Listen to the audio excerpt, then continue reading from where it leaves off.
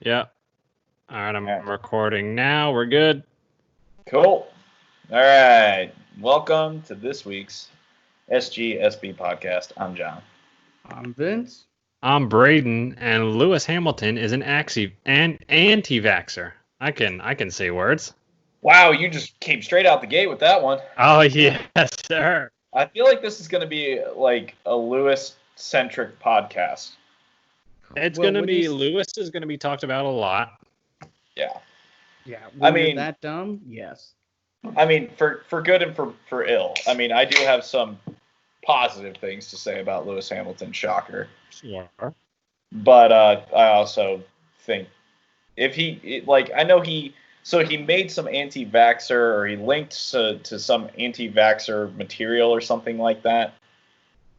And people seem to take that as he supports anti-vax, which, I mean, he is a vegan, so I can see it. Kind of falls in line. I don't know. If it's true, he's an idiot. Oh God, yeah. 1000%. That was the clickbaity headline that I was leading off with. Because it was just weird what he. I don't follow Lewis Hamilton on Instagram, and that's probably a good thing because I think my life would be a lot more full of just general stress if I did, because of how much I loathe the brand that is Lewis Hamilton. Oh. But it was just it was so funny because Vince put it in the the link in the group chat. He sent the thing, and I was like, I have no idea what you're talking about. Vince, being Vince, not knowing much about anything social media or anything ever, or the internet, took the wrong stance on it, and completely took it out of context. And then I listened to the first minute and a half of the video, and I was like, no, it's actually talking about this. And he's like, oh, okay. And it was the one of Bill Gates talking about the not readiness of the coronavirus vaccine, but he's lying and stumbling over his words. And it was just, everything is rooted in politics now. And just Lewis Hamilton reposting it with no opinion on the matter maybe was smart on his part, but I don't know. It was weird. Here's a point that I just want to make really quickly, because I don't want to hang out on this, because this is just something. But one point that I do want to make is people expect Bill Gates, who, for all intents and purposes, is a gigantic nerd. Right. Like he's made billions of dollars by being a nerd. He's king nerd. He is king nerd, right? And they expect him to be what, like Brad Pitt, svelte, GQ, super well spoken. Yeah, he's going to stumble over his words because he's most of those people that are in that industry. Have you seen Zuckerberg try to talk? He looks like a robot. Oh, fuck Zuckerberg. Oh, God, we're not going there. No, and like I said, I don't want to stay on this any longer than I have to. But, yeah, people expect him to be, super well-spoken. It's like, no, he's a genius, but, maybe articulation on the fly is not his thing. Yeah, well, I mean, just, wow, if he is an anti-vaxxer, what a moron. Yeah, but let's move away. Let's move on from that, because, God, I laughed, I giggled, and I was like, oh, I found something finally. I found something. He did. Vince was really good. Vince was on his newsies today. Dude, the group chat was on fire the last couple of days. And it was one of those things that every time we went to go pod, it was like something else got added to the docket of pretty much. We need to talk about this now because we haven't recorded yet. Because, side tangent, you ever notice that when we have a week off, we get real lazy about recording this thing? Yeah, 100%, because we get out of our groove. Yeah, back to back to back, we're like, okay, we need to get this shit done right now. And then you give us a week off, and we're like, we got so much time. Oh, yeah, we got plenty. We can do one review one day. It'll be fine. We got a week in between. We'll be okay. And then next thing you know, we're recording this Wednesday night. Yeah. When we should have recorded 2 days ago. Look, I mean, the links be calling. So. Something like that. I've been hitting wake surfs and dirt bike jumps and trying not to die. It's been great. Die from what? VD or wakeboarding? Whoa. No. I think the most dangerous thing I do is send like 20-foot jumps on dirt bikes. Thanks. So keeping it on topic with Lewis Hamilton. It just came out. This was today, I think. That after 2 years, Lewis Hamilton confirms that he is rapper XNDA. And I had never heard of this. Again, I don't keep tabs. Zinda. Again, I don't keep tabs on Lewis Hamilton. It's probably for the better of my mental health. So I had no idea that somebody even recorded a song with Christina Aguilera 2 years ago that it was rumored to be Lewis Hamilton. But Vince sent this in the news in the group chat. I clicked on it. I listened to it, and I'm gonna be honest, it's not that bad. Well, yeah, he said a while ago that he wanted to like pursue a hip hop career after F1. Yeah. So I do remember that. Yeah. So this is something. I mean, this is from a song that came out in 2018 that he did with Christina Aguilera. So. Well, and I remember if you guys looked, it was the Ricky Arda listening to it, and he was just going, "What?" Did you guys watch that one? Yeah. That was hilarious. Yep. So I had listened to it, and it's not unlike every other generic, Lil Xan, Lil Uzi Vert, little whatever that you want to call them, the little upbeat little trap beat with some snares and hi-hats and stuff like that, and then Lewis Hamilton with an auto-tuned voice, saying some lyrics and stuff over it. But again, it's not to say it wasn't bad. I've heard worse come out of other high-profile celebrities. So, yeah. I mean, full disclosure, I haven't heard it yet. I haven't listened to it. I'll probably listen to it later on just to see what it's all about. But I mean, good for him. If he's, everybody's got like a side project and stuff. And, I don't see why Lewis should be any different. First thing to pop in my head was just, who are the 5 greatest rappers of all time? Dylan. I spit out fire. I rip and I rip. Oh, God. What I thought was the funniest thing when Lewis came out the other when he said when he said the other year, or maybe it was earlier this year or something like that he always wanted to pursue music, but he was quote unquote not allowed to. His father didn't support him in that. Like, your father was putting all his chips on red, having you go through karting, do everything you can to become a professional Formula One driver, and you're probably going to go down as the greatest of all time. But yeah, just shit on your dad for not allowing you to pursue some music in your free time. Yeah, how dare you, Dad? What the fuck? How dare you? We always got to end a high note of Hamilton on a low note because fuck that guy. I fucking hate him. He's great, but I hate him. That's journalistic balance right there. Yes, 100%. We're being... Whoa. We have journalistic balance throughout this group, all right? So is that what we're going to call it? Supporter. There is the Hamilton hater, and then I would say John is in the middle, leaning a little bit more on the hate side. I thought you were referencing me as the hater. Oh no! Maybe we are both. I do hate on Lewis quite hard. I don't think there's any 2v1.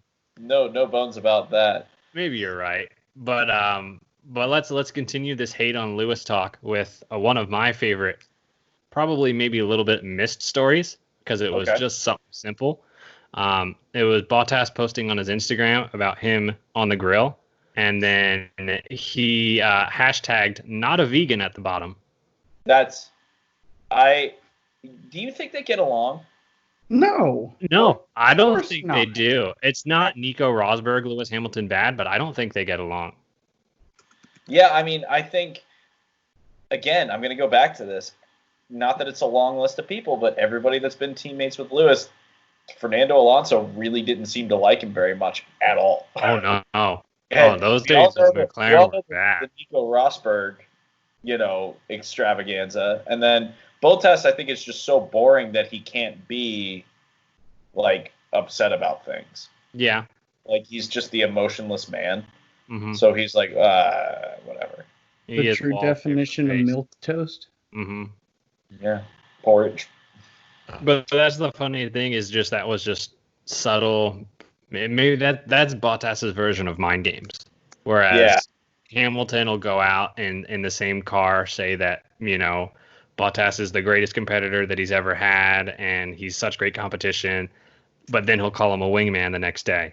And then, he'll say, I'm challenged so hard. He really made it tough out there, but he beats him on, pole position or whatever by almost a second. So Lewis Hamilton is he knows how to play the game. Again, he knows how to be mind gamey. He's done it with Bottas year after year where Bottas comes out and has a good start and then Lewis just puts him away. He did it with Rosberg, although Rosberg got the better of him his final year. But I like it. I hope Bottas I hope he grows a little bit more cojones and he can follow through. He won't. I know he won't. No, he but won't. A man can hope. Well, and the thing is like I just feel like if you're in that team, there has to be so much politics around Lewis Hamilton that it's got to be exhausting. Oh yeah. Like it just has to be. It's got to be pretty exhausting on that team. Just as I think it was probably exhausting when he was at McLaren. Make no mistake, Mercedes is very much Lewis's team right now. And when he came into McLaren, he came in as, the young guy, the rookie that is coming to take another guy's seat. He's got everything to prove. So that's obviously the way he was able to do it. He almost won the championship his first year, and he won it his second year. So yeah. Oh, but the thing is like all the good drivers or all the truly great drivers, I feel like have some aspect of that. Like Fernando Alonso, he proved that with McLaren. He's just kind of difficult. He can wheel the fuck out of a car, but he's difficult in a team. He's a little prissy two shoes. Kind of, yeah. I wouldn't put it to him that way, but I wouldn't put it to him that way either. Absolutely not. Hey, Nando. Hello, Mr. Alonso. How are you, sir? Yeah. Yeah, no, I thought that was pretty funny with the whole Bottas not a vegan.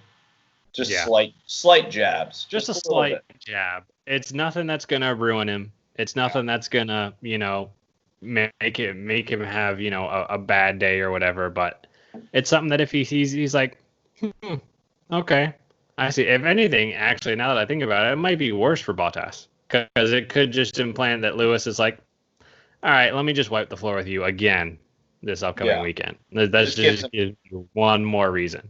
Yeah. Well, I know I've mentioned it a couple times. So probably the story I'm most excited about is McLaren and Gulf are back together again. Yes. Ooh. Gulf liveried McLarens. One of my favorites. I was so excited about that. They did the photo shoot at the gas station with the F1 car. And yeah. I think it was a McLaren 720 that they had there too. Mm-hmm. Oh, they signed a multi-year deal. It's even starting as soon as this weekend, so they'll have some sort of golf. I think they'll have golf over the back engine cover, and I think over the nose cone or something on the front.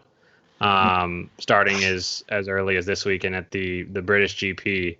But yeah, multi-year deal. It's for F1. It's for their luxury sports car brand. So you'll get a Golf version 720 or whatever they decide to stick it on. So that's gonna look badass. Yeah. I'd get one of those McLaren cars. With hopes and wishes and a couple commas in the bank account. Yeah. They're a little bit more expensive than what I thought they were. Oh yeah, you're not cheap. No, I was thinking they're going to be in the 125, 150 range for an entry level like a 570 or something like that. No, it's double that. You're 240 for a base 570. Gone are the days where McLaren was like, we're going to put out the fax machine, the MP4 12C, and we're going to undercut Ferrari on price. No, they've gone past that now. No, sir. The funny thing is, is I was browsing not Mercedes. I was browsing McLaren listings in my area. There's a McLaren dealer in Houston. And McLaren, so yeah. So they've got a base 570 that they listed, I think I'm gonna make a number up, the 249 something. Yeah. And I'm like, okay, it looks good. I think it was in white. It's got those sweet butterfly doors and everything. And then I looked a little bit further down and I saw a 570 like GT or something, which is full-blown race car. I mean, it's got wet weather tires on it. It's got a blinking rear brake light where the license plate's supposed to go. It's got a wing. It's got carbon fiber seats and everything. Full-on race car. Listed at $240. 10 grand less than the road going version.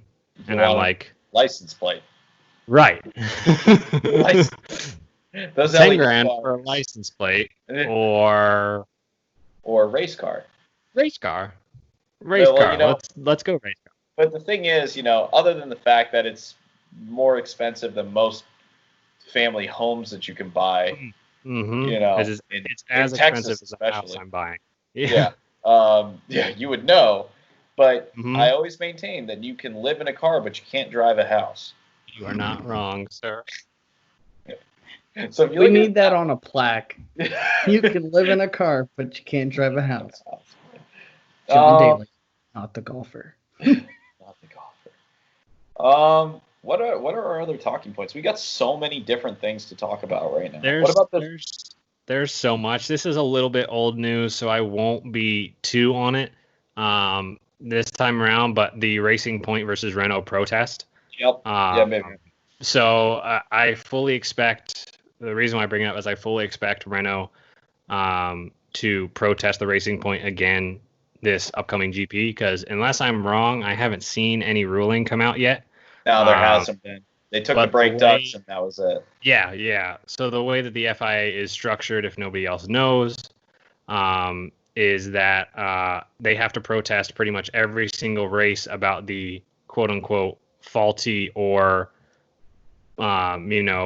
questionable parts, because if they didn't, for whatever reason, once it's dubbed illegal, it could still be legal for the other races, so they would keep all their points. But essentially protesting every race, if it's determined that it's all illegal, Racing Point will lose all their points for all the races that they did previously because it was deemed that they're cheating. So right.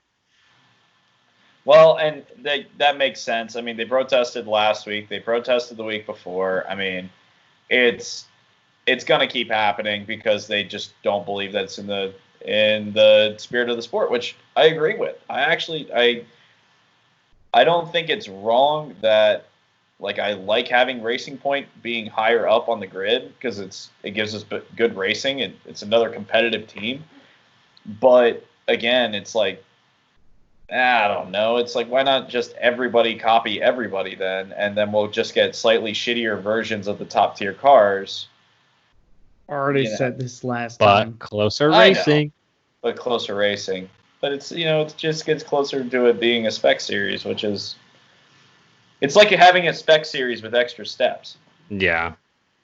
Yeah.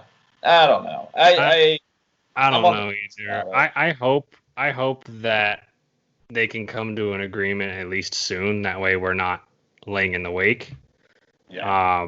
I mean, what do I know? I'm just a puny-minded, puny-brained American. I don't know how much of a difference 2 millimeters in a cooling duct is for brakes is going to be, on Mercedes' old design versus Racing Point's own design. But just get it over with. That way we know if it's legal or illegal, and if it is illegal, you can salvage the rest of your season. Well, from what I understand, like, I forget exactly who was talking about it. It might have been, it's one of the guys that does the technical analysis for the F1 website, where, like, every once in a while you'll see the tech articles come out and they're talking about rear wings and shit like that. Mm-hmm. But he was saying that it's like the brake ducts, especially because you can't really see them.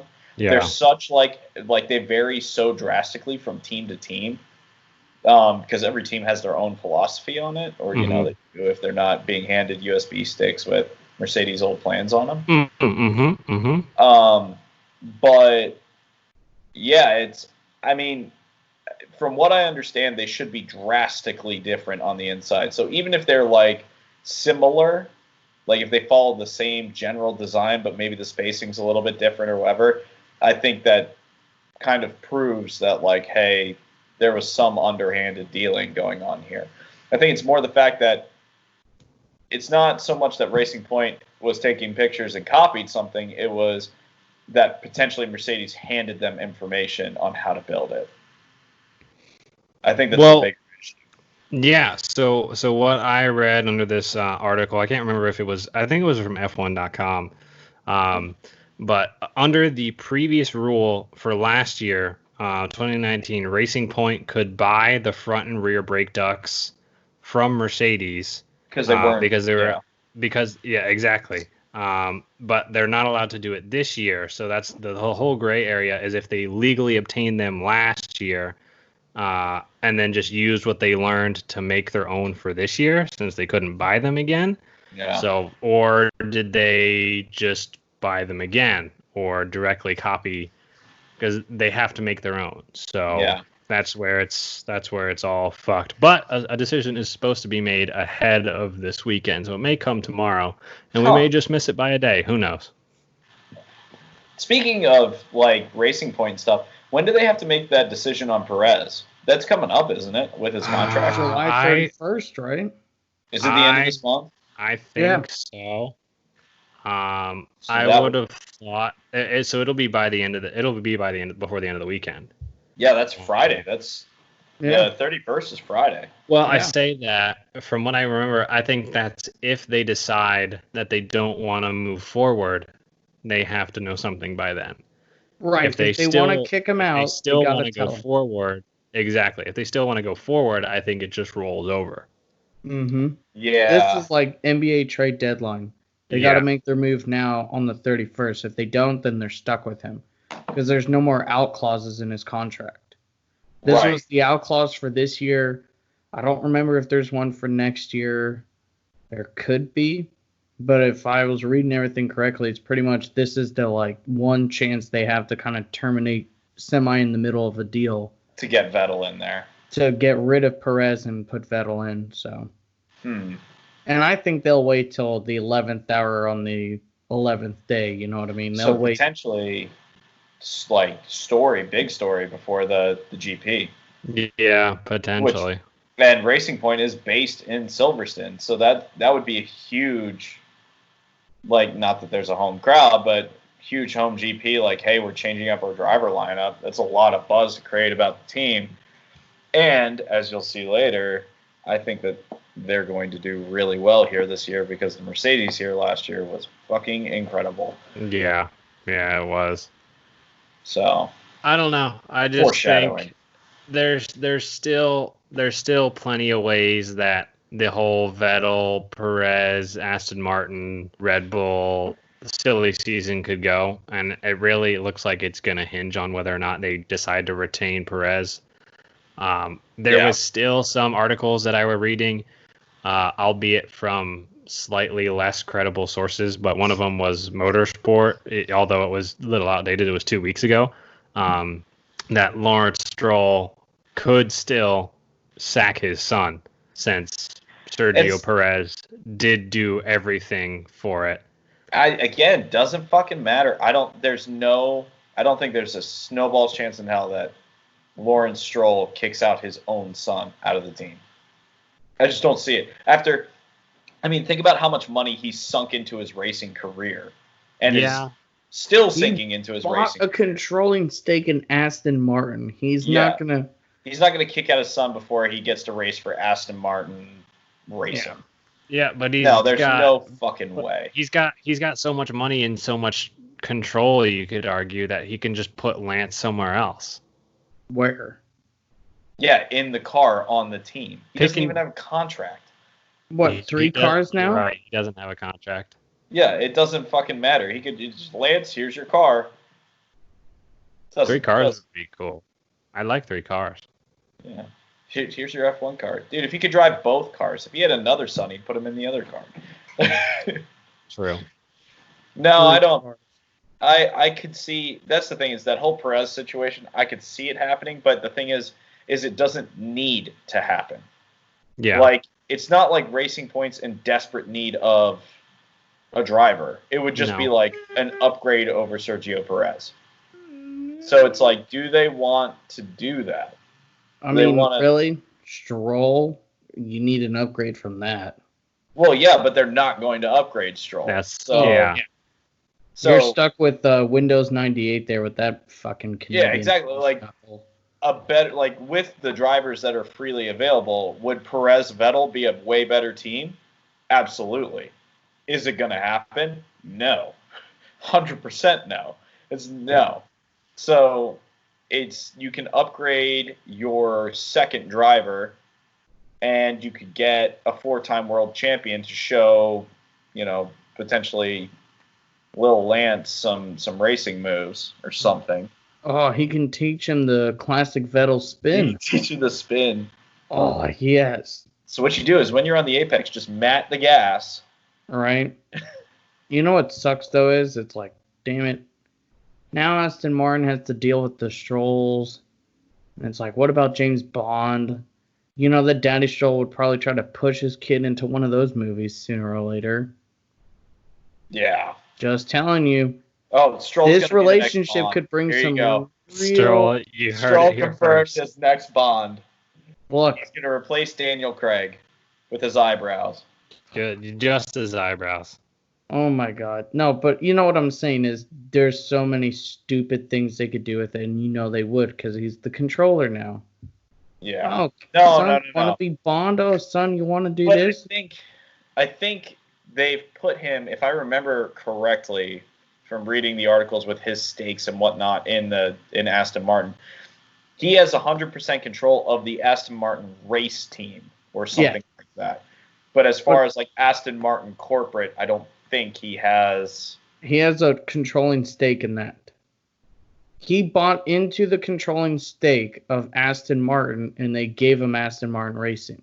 Fuck. Okay. I think he only owns like 21% or 29%. No, it's like 30. Remember, he redoubled down. That's right. He bought 31, 33. Right. So he's he's the controlling stakeholder, guys. They sacked their CAO. They brought in a new guy, and Daddy Stroll's in charge of Aston Martin Racing, and he can put in charge anyone he wants. But this is that underlying issue of nepotism 101, right?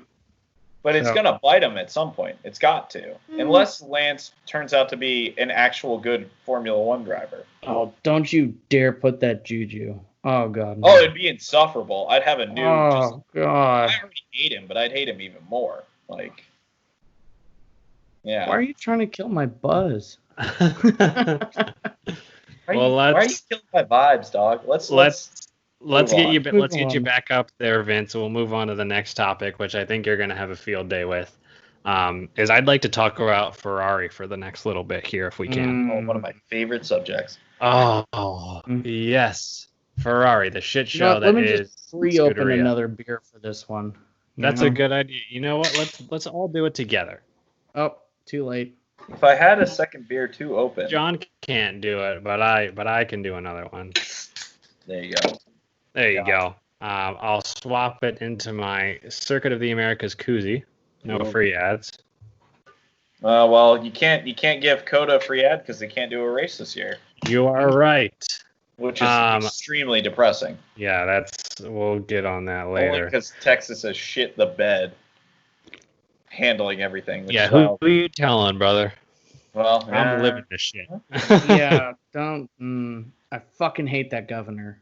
So Ferrari. We talked about it. We talked about it a little bit on the last podcast, but I don't think as much as we should have. We mentioned the technical shakeup. There is a lot to unpack here that's come out over the last couple days as far as gossipy kind of other former drivers, current drivers talking about this, talking about that.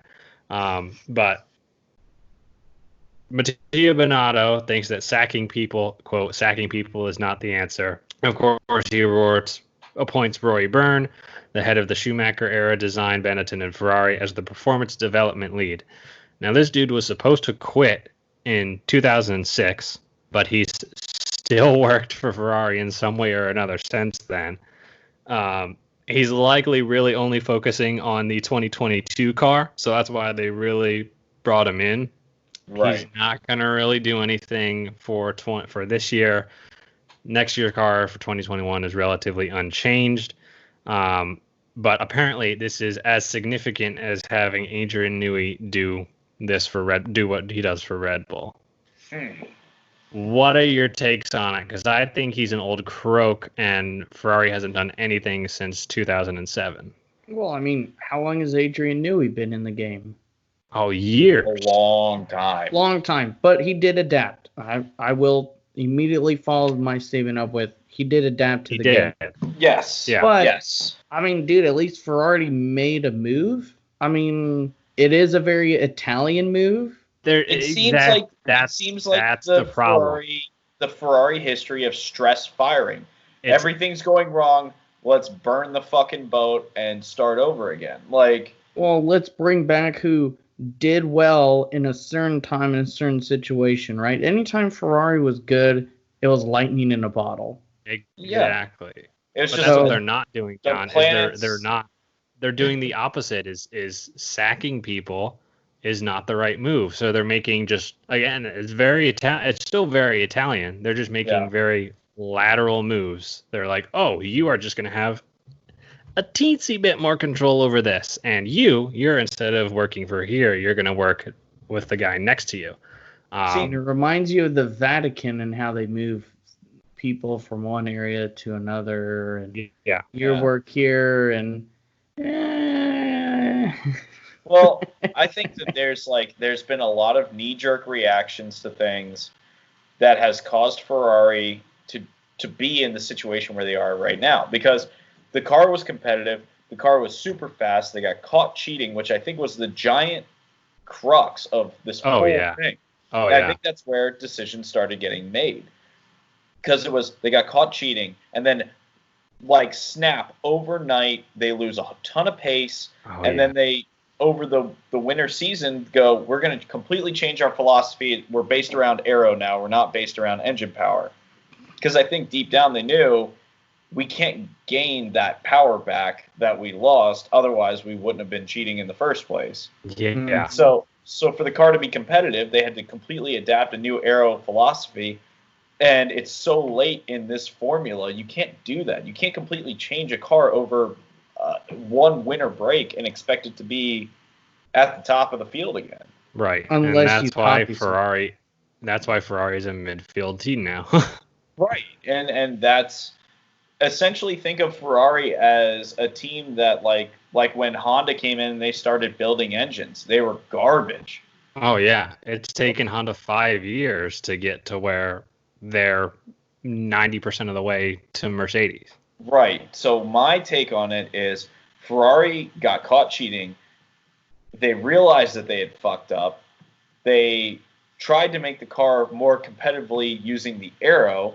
That didn't work. So now it's just bomb it.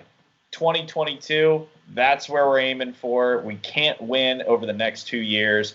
Fuck it. Oh, yeah. Oh, yeah. 100%. They're in complete fuck it 2022 mode. They even said so. They said we're not going to win before 2022. Well, it was the CEO of Ferrari Racing, right? Yeah. Yeah. Chairman John Elkann. Yeah, he said exactly that. Is they don't expect to be back to winning ways until 2022. Yeah. Well, and he's right. There's no quick turnaround for Ferrari. They don't have that kind of ability to do that. Yeah, no. They've bombed this season. They're going to bomb next season. Look, but think about it, though.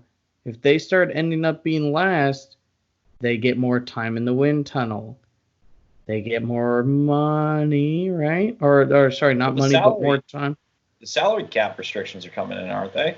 Yeah, they are. Not more money, but more time in the wind tunnel, more time in the development game. Remember, it's going to be that shift, so the bottom gets more. So, honestly, Ferrari's going to play the long con They're going to start sacking the next 2 seasons. They're going to get all this R&D.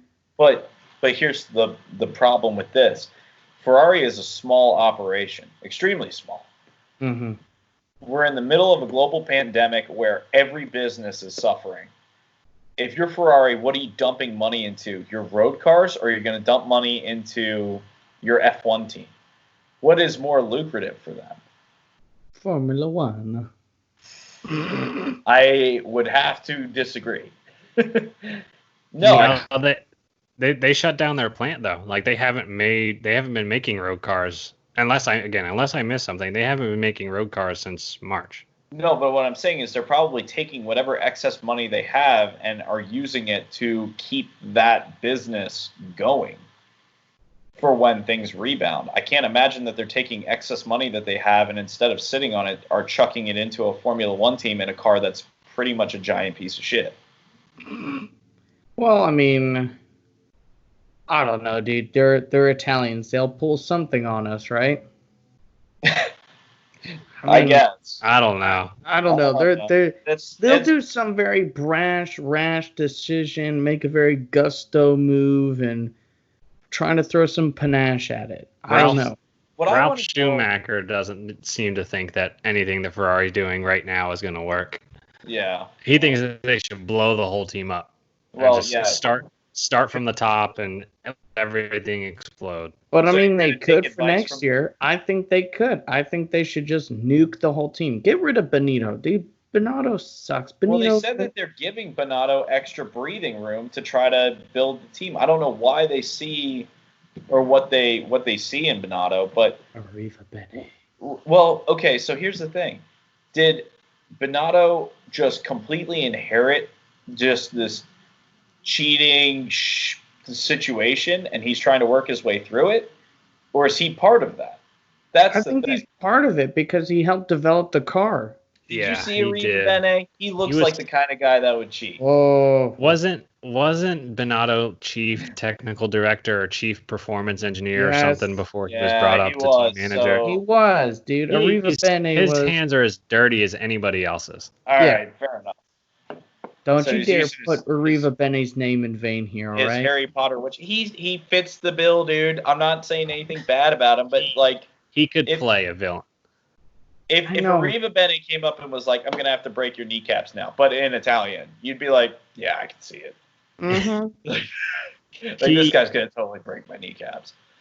Yeah, but that was the power of Arriva Bene, though. I loved Arriva Bene. Don't get me wrong. But, I'd take him over Benito any day of the week. But if I had to start a team with the team manager, I'm bringing back Arriva Bene. I'm just trying to think of why they're giving him so much leeway, where Ferrari has been so famous for as soon as somebody starts fucking something up for them, they fire them.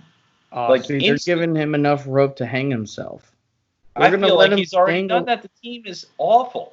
Well, no, but trust me, it's going to get worse, and then they can all just be like, well, it was Matteo, it was him, and he'll flounder like a fish out of water. And good for him, dude. He's a piece of shit. He's a spineless fuck. He's the worst team manager on the grid. Better watch out. He's going to cast some spells on you. I've seen him. Yeah, exactly. Some Harry Potter spells on you. Fucking Harry Potter looking ass. Yeah, worst. And his glasses look like paper cutouts that you get out of like a Cracker Jack box or off a cereal box or some shit. It's like, dude, wear something that's appropriate. Like, goddamn, dude. Yeah, how dare you see, you Italian fuck? Yeah. It's style. It's Italian style. I bet you those are really expensive glasses. Oh, I'm sure. Yeah, but why not just fucking slap some Ferrari glasses on the man and not make him look like some Harry Potter reject that's living under the stairs? All right? It's Leviosa. Leviosa. Not Leviosa. In Italian. Benito. Che faccia. Well, I think Ferrari's problems are only going to get worse. I don't think we're going to see any life out of that team. It's going to be that meme with the stick figure poking the, whatever it is with the stick. It's just like, just do something. Yeah, it's going to be like that for the next 2 years. 100%. They might shenanigans. their way onto the podium every once in a while, but I don't see any sort of poor signs. I know. I feel bad for Sainz. I do too. He's got to be sitting at his house like, fuck. Why did I do this? Doesn't he only have a 2-year deal too? At least for the beginning, or do we not know what his contract is like? Because if it's just a 2-year deal, it's the shit car next year, and then maybe if they're lucky, 2022, he's got something that he can work in. The new aero package, which maybe will work if their ancient aero designer knows what he's doing still. Exactly. Slide rulers and blackberries. Here we go. Hell yeah. What else we got going on? Let's sidestep Ferrari. Still keep it on the same general topic, but there was something that I came across. That was a headline here from, I don't know, I think it was maybe GP fans or something like that. But that Helmut Marko thinks Schwartzman should join Alfa Romeo next year over Schumacher. 100% agree. Next topic. That's not really an argumentative topipic for us. Yeah, I mean, if you look at it, like, Schwartzman's been outdriving Schumacher in almost, like, I'm pretty sure every single F2 race. He's come onto the scene, and he's obviously a talented driver. I'm sorry to say it, but Schumacher had that F3 where he tore a ass in the second half of the season. Oh, yeah. F2, he just hasn't been that impressive. Right, but give it time. We've talked about this. You got to give him time to see if he's going to mature into the driver that we all think or that they hope him to be. He came right in and he's dominating. Well, right, but dude, you're stepping up in leagues here. You're stepping up against competition, all right? You can beat up the JV team. You can beat up the C team in junior high. You start moving up, dude. Like, going to meet some kids who can beat you up. You're not the biggest bully on the court now, you know? But I think the problem is Schumacher can't afford to be in that situation because his last name is Schumacher. No, absolutely not. He's either going to be his father's son or his uncle's nephew. Yeah, exactly. And like, that's the thing, is his second year in F2. He's already had a year of experience. He should be better at this. He is doing better. And let's not give the kid no credit. He has to finish top 6 to have enough license points to go into F1 next year, which he has a good chance of doing. But he's not, to your point, he's not tearing ass. He's not showing everybody up. One can argue that Schwartzman is doing that over Mick. Now, he got 2 podiums in a row in Austria, I believe. So good for him. But yeah, he's certainly not showing that he is his father's son quite yet. And even Mattia Binotto doesn't think so. He thinks it's too early to consider Mick. But he thinks that Schwartzman might be better. And it's rumored that Haas might be in the running to sign Schwartzman for next year. In addition to Alfa Romeo, this also banks on Romain Grosjean likely leaving, which I think is getting more and more possible as we get further into the year. Yeah, I think it's going to happen. No, look, I think he's fed up. Grosjean. Yeah.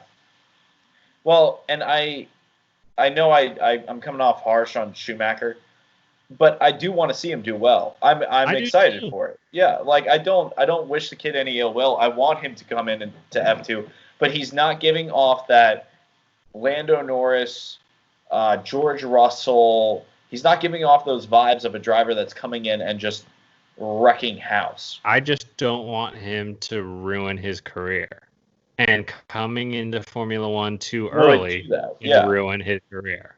No, I would rather see him in F2 for another year or two and really polish his skills in driving these cars. But then again, when these new aero regs come out, like how much different is it going to be jumping from F2 to F1? Is it going to be a completely different philosophy? Like, because F2 is running the simplified front and rear wings, they're running the bigger tires and whatnot, which is going to be, but how much ground effect are they really using? Like the new F1 cars are going to be doing. Like how much is that actually going to transfer? Or are they going to? I haven't done any research on it. Are they going to change F2's aero regs at the same time? No, they're not going to change F2's aero regs, and it's been rumored that F1 is actually going to get a little bit slower with these certified regulations. And I mean, you've got these F2 cars topping out close to 200 miles an hour anyway. So, in my, again, very uneducated small pea brain mind, I don't think making the jump from F2 to F1 come these new aero regs is going to be as much of a jump as it may have been in the past. But I don't know. With that. I don't know shit. That's just what I kind of think. Yeah, I don't know shit of shit. But yeah, I mean, what else we got? I mean, Mick Schumacher, you know what? We're going to have time to talk about him. You know what? We've got for a while. You know what we do have? We've got 3 more races added to the calendar. And they're all places that are making their sweet, sweet, sweet return. Or a place that looks really exciting, really promising, and we've never raced there before. Well, we already talked about this last pod. We did. Imola, Portimao. No, the interesting part of this, though, is that Imola, which we haven't been to in so long, is pretty much just unknown at this point. We only get 2 days there. It's Saturday, Sunday. Yep, and that's where I was going, is to shake it up in order to make it a little bit more exciting. Is it's going to be just a 2-day format, so it's likely just going to be one practice session in the morning, maybe a little bit longer on Saturday, and then qualifying later that day. So you've got one less day for everybody to learn the track. Yep. The only person that's ever driven the track in a race was Kimi.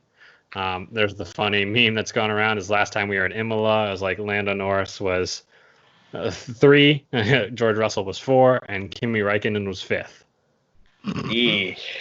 So it's going to be fun. I'm excited for Imola to return. I'm excited for the Nürburgring to return. Now there's been a couple more drivers that have driven that.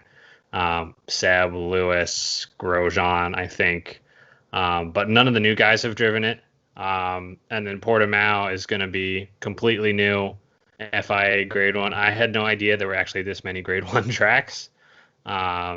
But I'm excited to see it. And the other reason why we brought up Portimao is that is going to be another one of the races, Sochi being the first one, that are going to be open to fans. Yep. Yeah, that's huge. That's who knows if that's going to be a good call or a bad call at this point, but it is. I mean, yeah, it's. Look, we have no room to talk about that. We live in America. Well, Russia didn't have any. Russia hasn't had any cases all year, so they'll be fine. We all know that the Russians will be fine. In Mother Russia, COVID get you. Yes. Yes, exactly. COVID catch you. No, I'm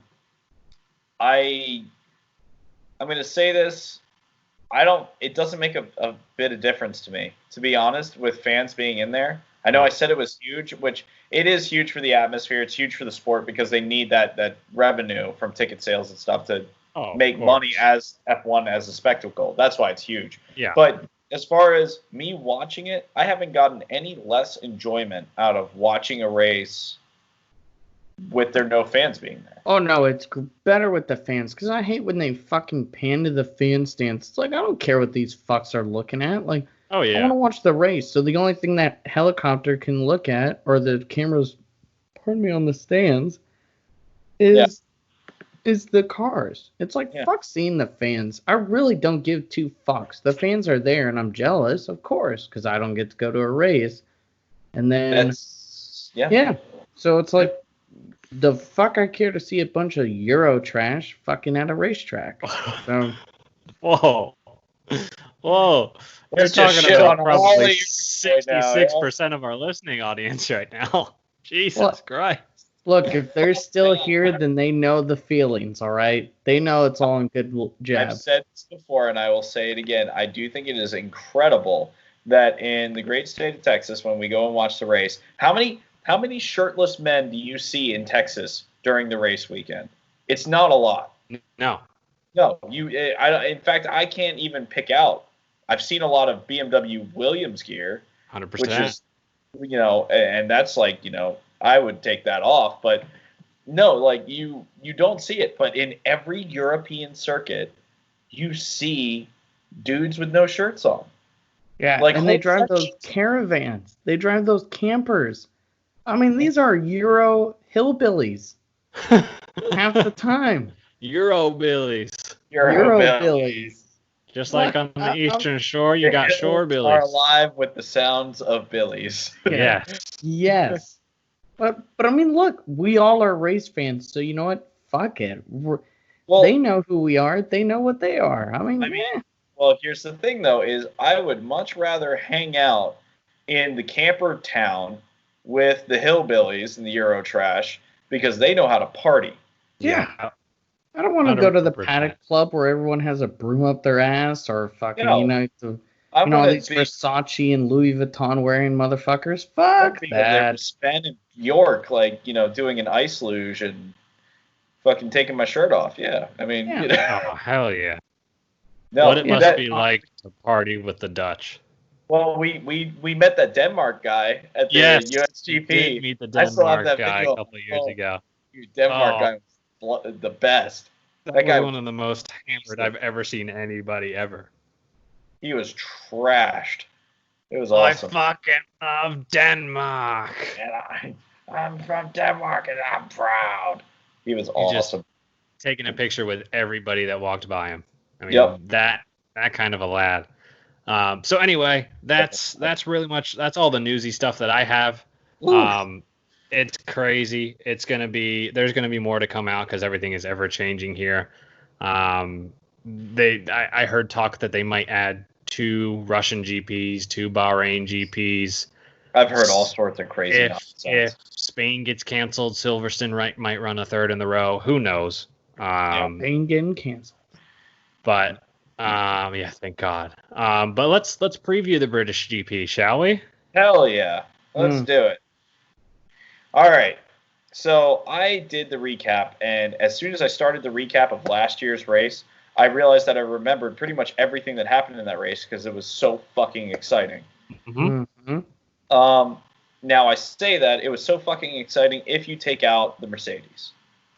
Well, right. That's usually every race. Yeah. But the midfield battle, Charles Leclerc versus Max Verstappen, that went on forever. Mm-hmm. That battle that just back and forth, and then, they go on for lap after lap, wheel to wheel, whatever, passing each other in the pits and everything.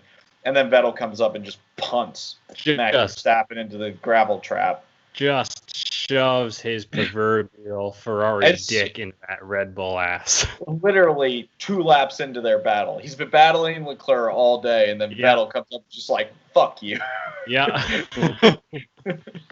And the battle between the 2 Mercs was also, like, the first 6 or 7 laps was amazing. Yep. They were wheel to wheel, just dicing back and forth. It was amazing.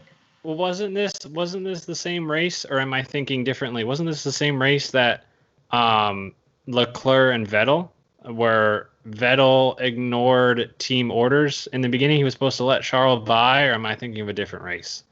I think that was a different one. It may have been a different race. Okay, never mind then. Disregard that. But, Max and Charles, good.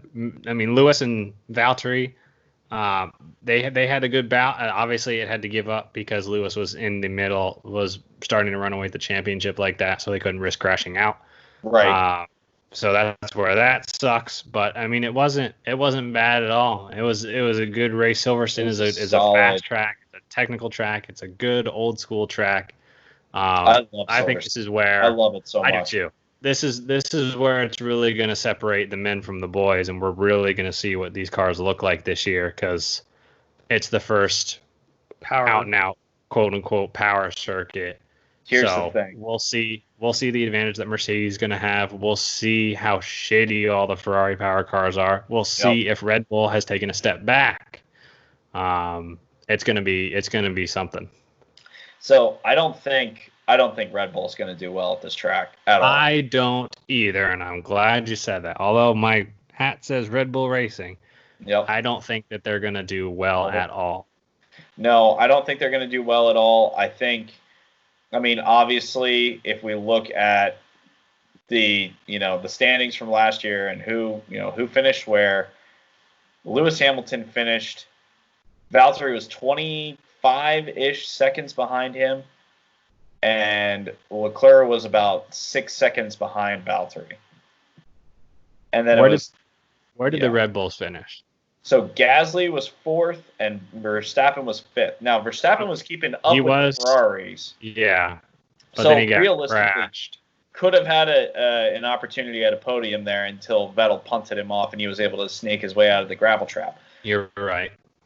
But it's surprising to me looking through this because I'm brushing up on it. The Renault powered cars actually did not do that bad at Silverstone last year. Danny Rick came 7th. Okay. Granted, he was a minute behind Lewis Hamilton. Yeah. But I don't know, man. The Red Bull really I don't have a lot of faith in them at all at this race. I don't either, unfortunately. But unfortunately, there's no one else to really have faith in. I mean, there is, but I don't know. It's yeah. Well, the pink Mercedes from last year. Yeah, the pink Mercedes from last year is probably going to do pretty well at the track where the Mercedes of last year did really well at this track. You know what we gotta love though about having shit piss racing, sport pizza, fuck around pointless racing bullshit. Mm-hmm. Yeah. Mm-hmm. Whatever. The pink Merc is driven by the dumbest moose knuckle on planet Earth, Lance Stroll. So, just saying, like, anything can happen, man. No, anything can happen.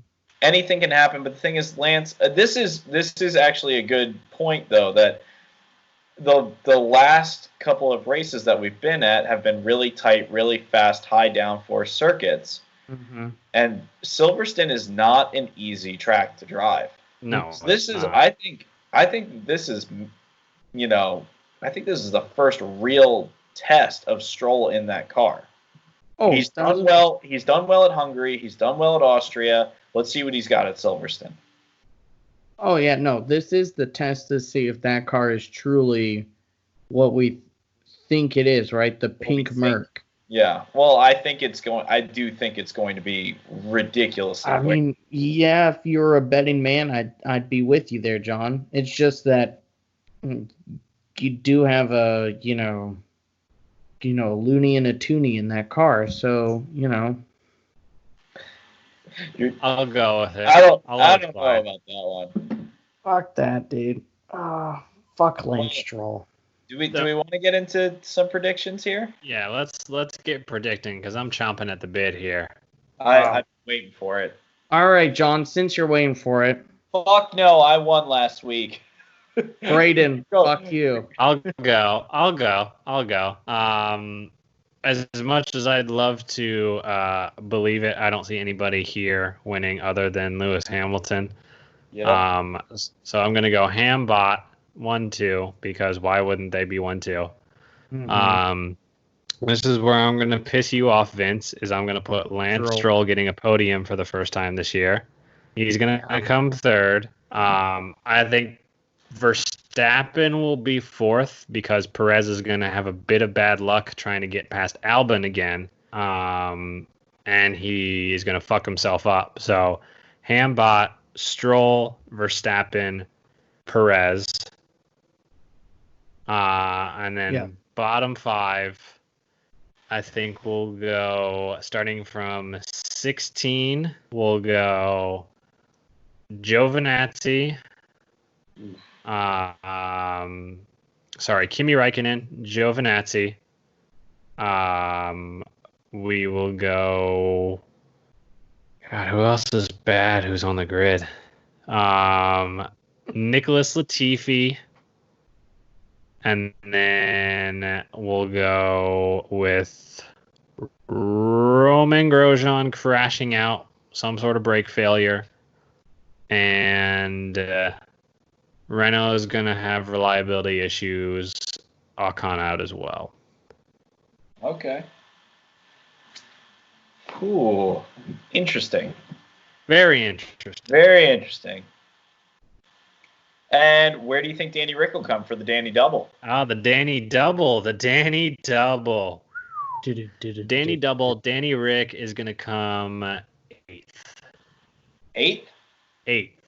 All right. Vincent. Yep, I'm writing mine out so I don't have to waste too much time. Yeah, unfortunately, I'm behind in points, and I mean, I love drinking my Smirnoffs, but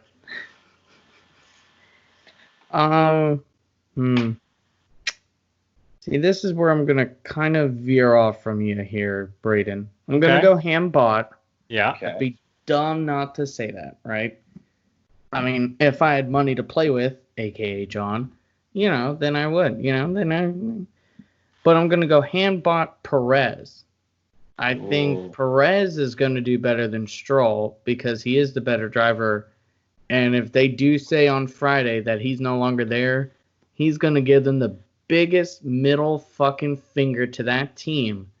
He's going to race well at 1 or 2 races and just, lay down the law and put that Canadian fucktard in his place. See, I think Perez will be at the podium next week when we've got softer compound tires. Nah, maybe. So Hambot Perez, and then I'm gonna go. Yeah, unfortunately, I think Verstappen, but I think our boy Lando is gonna come 5th. There we go. Love that. Like that. I think Stroll will have issues with that car, and I think Albon's going to come in 6th. So, you're going to have that mid-pack right behind them. I think kind of the top 3 to 4 will be in their own race, and then 5 through 10 is going to be that fuckery of we love this. You know what I mean? Yep. Okay, so then for the bottom 5, I think 16th is Magnussen. There's no fucking way that he's getting out of there. Fuck that dude. He sucks, and so does Grosjean. So Grosjean comes right next. And then I'm going to say, what do I want to put there? Unfortunately, I'm going to say Raikkonen in 18th. Okay. And then I think it's going to be Gio and Latifi at the end. Okay. So a little bit different. I don't think in the first race, I think everyone's going to run away from each other. It's going to be kind of procession-like at times, and I think the Ferrari cars are just going to take a shit, and Latifi's going to get his ass handed to him. Okay. Thinking about this, no, I want Russell at 16. I think Magnussen will beat him. Okay. If I can change that. Yeah, I'll allow it. Thank you. And, yeah, Danny Rick, fuck you. You took the place I wanted to have. 8th was mine. So, no. I can't choose the same place as him. That'd be fun. That would defeat the purpose, wouldn't it? That destroys the purpose of the double. So there's a benefit to picking first. Yes, sir. Finally. Yeah. So, yeah, going through. Okay.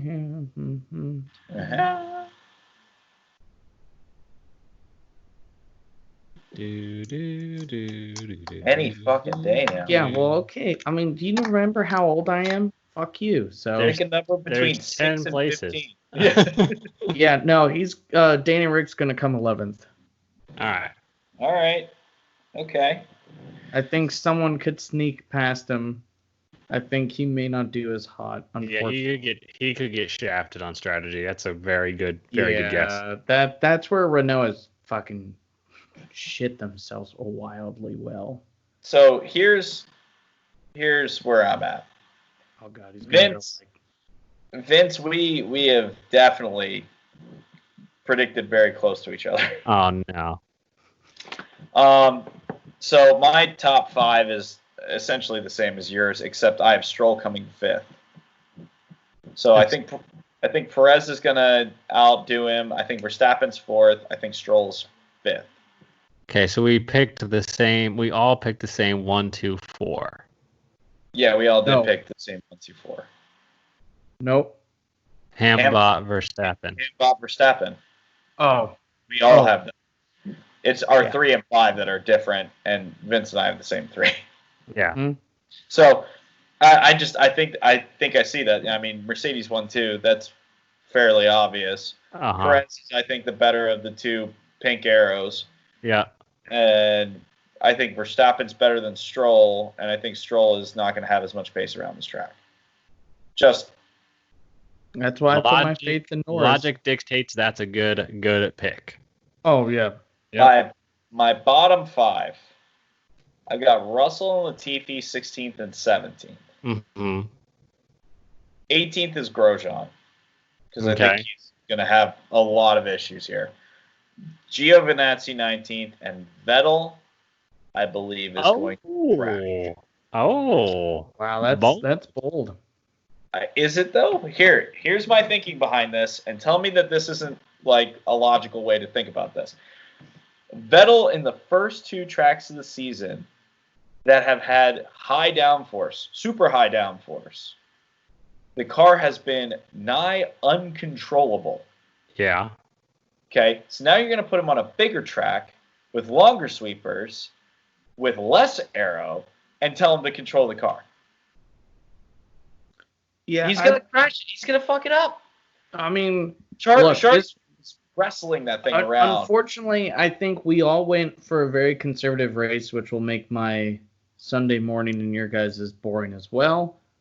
But as always, we hope we're wrong. Yeah. Oh no, I mean, but that's where I see there's no middle ground to Silverstone. It's either someone's going to biff it. There's going to be a great wreck. I think there's almost guaranteed a safety car, probably from Vettel. The good thing is doing two consecutive weekends is apparently it rains in Britain pretty frequently. So if it's sunny one weekend. Is it supposed to rain this weekend? It's not supposed to rain this weekend, but that means it'll probably rain next weekend. I bet you it doesn't. Well, and fuck us. I mean, I think this is going to go opposite of Hungary. I think the first race is going to be boring, and the second race will be crazier. See, you know what I mean? Here's the thing, like an idea that I had the other day. Why do we completely replicate all of the race weekend when we do these doubles? I say they get 3 practice sessions the first weekend, like the full thing, 3 practice, qualifying, race, whatever. Second weekend, fuck it.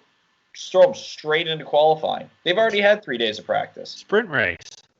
Sprint race would be another thing. Why are we giving 6 practice sessions at Silverstone? At the same track? Yeah. Yeah, or any track, we're just gonna make it even more boring. I don't know, it'll be weird. Wasted opportunity there, I think. But we can all agree on fuck Lance Stroll. That's true. I also didn't throw out my Danny Double yet because I got hung up on Vettel. He's gonna finish 6th. Ooh. Wow. Okay. Danny Rick came 7th last year. He did. In the Renault, and the Renault is better this year. And I think that for some reason, Albon's going to get dicked.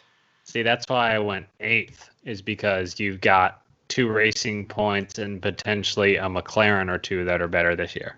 Yeah. See, that's why I put him in 11th was, you got the 2 Red Bulls, right? So you have Albon and Sainz still in the wings. And, the Toro Rossos, he could get fucked on strategy. We don't know.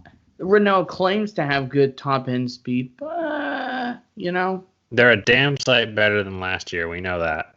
Yeah, it'll be interesting, but I think he'll get fucked on strategy. That's why I put him 11th. I think he's going to get biffed out of points, and someone's going to make a push. Fucking Danny Kvyat, we haven't heard from him. He's going to make a push into some bullshit position. You know what I mean? Here's another thing, though, is Lando Norris just came off of an awful race, and now he's in front of, he's not in front of anybody, but he's at his home track. Does he have more confidence? Does he have less confidence? He's been doing pretty well. I'm putting my money on he's ready to show what he's made of, and he's gonna go for glory and get that 5th, baby. Or does he go for glory and crash into somebody? Well, then hopefully he crashes into a couple Red Bulls and Ferraris. And both no, times. I hope he crashes into a one Lewis Hamilton, one Brit against another, Brit on Brit violence. Oh, we could have a triple decker Brit sandwich here. Pull an Ocon, and while he's unlapping himself, just take out the leader. Oh my God! I want to see great. Albin just send it straight into the side. Yeah. I've somehow found myself in 10th, and Hamilton's coming to pass me. Let me just list lazily to the left. Oh, didn't see you there, mate. Sorry, bud. I'll probably be mad, but I would start laughing my ass off if I saw that. I think that's poetic justice at that point. Oh, that would be at the very least. Yeah. It would be poetic justice. All right. Well, we've got our predictions. We've got a Silverstone race weekend. Mm-hmm. We've got this podcast done. We've got it. I got my DVR ready. Oh, jeez. Sorry, He's my got TiVo. his TiVo fired up. You didn't fire up your copy of the VHS tape of Iron Giant that you're going to record over? Hey, he's got easy there. We don't record over that movie. That's a great movie. You know that was a box office flop? I found out that recently. Yeah, that was a box office flop. It was only good once it went to VHS, DVD. That's a fucking fantastic movie. I don't know why. And it wasn't Disney, by the way. I've made it this entire podcast without saying it. Your background is phenomenal. Oh, yes. I took a screenshot halfway through. 2 for 2. Just to document this, because it needs to be. Good Lord. It's going to be documented. Yeah. Fuck. Yeah, it's forever. going up on YouTube. But I needed it in my own personal collection. Yeah, I found my way through the internet. He did. He did. Ladies and gentlemen, Vince found his way through the internet. He navigated through a couple of different pages. He opened up the old Ask Jeeves, and he said, "Where is YouTube?" And by God, he found it. He found our most recent video. And I was the first subscriber. HTTP. Shame on everyone who's watching. Yeah. Shame on everyone who's watching that I beat you guys to it. All right. That's terrible. www. // For everybody who's listening on audio, we have just started a new YouTube channel. You can find us, subscribe to us on YouTube. We are the SGSB F1 Podcast. Same logo as our Spotify, Apple Podcast, Google Play, same logo and everything. We're now putting out a video version of this podcast so you can see our beautiful shining faces. The fact that Vince somehow looks like Les Grossman and Paul Giamatti all in one. A less fat Paul Giamatti. A less fat, we'll give it to him, Paul Giamatti. We're going up. We're trying to post those every week now. We're going to do a video podcast every week. Once we get good enough at doing this whole video editing thing, probably do some highlights and stuff. Just saying, though, but if I can get there, everyone else should be able to. So get at it. 100%. If Vince can navigate through the YouTubes to find us, you can do it too. I believe in you. I thought you were saying getting less fat than Paul Giamatti. Well, you can do that too. We're all about inspiration. Anger and hating. You can also find us on Twitter at Slammin Gears F1. DM us if you want to make guest predictions, if you want to be featured, if you want to play a part in the ice, the punishment. If you lose, hopefully you win because you won't have to do that. But you may or may not get an unsolicited dick pic. Exactly. Or a solicited one. Or solicited. We're not above that. We race as one here, so that's all I got here. That's all the plugs that we have. This is going to go up tonight. I'm going to finish editing it and everything. So let's get her going. Let's go. Let's hope for a good Silverstone GP. All right. Sounds good to me. Oh, yeah. Fuck Lance Stroll. Fuck Lance Stroll. All right. Antonio Giovinazzi. I'm changing it up. Lance Stroll belongs in F1. Gio doesn't. You know what? Surprisingly, I can't disagree with you there. Fuck Gio. Fuck Gio. Well, you know what? I don't hate Gio that much though. How do you hate something that's so? He's as bland as Bottas is. Can you make a mental image of what Giovinazzi looks like? Because I can't. Mm-hmm. It's just hair. He looks like a Giorgio Armani commercial reject. Exactly. He looks like a bad Italian. Yes. He doesn't look like a good Italian. He looks like a failed Italian. It's better than a frozen water. Oh, fuck Lance. We're not gonna go here right now. We're not gonna go there. Fuck you, Braden. All right. Sorry, that's for our next podcast. Until next time, I'm John. I'm Vince. I'm Braden. All right, we'll see you later. See ya. See ya.